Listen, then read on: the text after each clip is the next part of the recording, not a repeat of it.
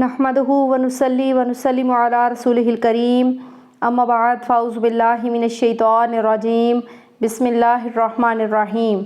अस्सलामु अलैकुम व रहमतुल्लाहि व बरकातुहू। कुरान करीम में है कि जब तुम अपने घरों में दाखिल हो तो घर वालों को सलाम कहो। रसूल करीम सल्लल्लाहु अलैहि वालिहि वसल्लम ने फरमाया, जब मुसलमान दूसरे मुसलमान को अल्लाह के लिए मिलता है, दोनों आपस में हाथ मिलाते हैं तो हाथ छोड़ने से पहले अल्लाह ताला दोनों की मग़फ़िरत फरमा देता है। सलाम एक दुआ है, यानी तुम पर अल्लाह की रहमत हो।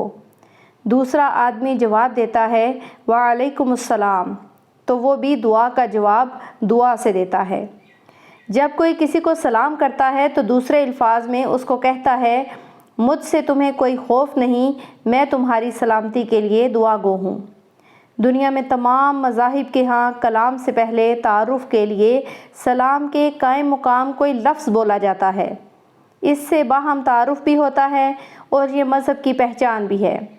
जहाँ दूसरे मज़ाहिब इस्लाम की हक़ानियत को तस्लीम करते हैं, वहाँ इसका तारुफ़ी कलमा इस कदर जामे है जिसकी मिसाल नहीं मिलती। अक़वाम मुत्तहिदा से एक रेडियो प्रोग्राम सब कौमों के लिए यकसां नशर होता था, तो इसकी इब्तदा अस्सलामु अलैकुम से होती थी।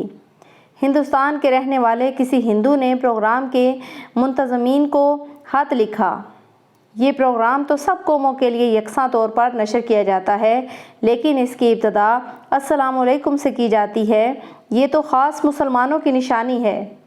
इस पर उस शख्स का ख़त नशर करके ये जवाब दिया गया, हमने प्रोग्राम शुरू करने से पहले तमाम मज़ाहिब के इब्तदाई कलिमात पर गौर किया, इस बात को बालाए ताक रखते हुए कि ये किस मज़हब का है।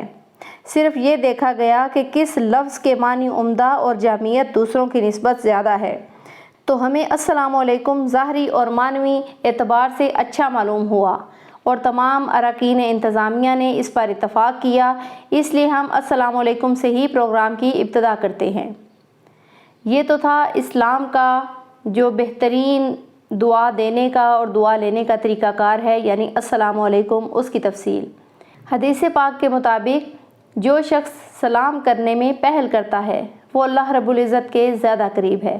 अल्लाह रब्बुल इज़्ज़त सलाम को आम करने की तौफ़ीक़ अता फ़रमाए। व आखिर दवाना अनिल हम्दुलिल्लाहि रब्बिल आलमीन।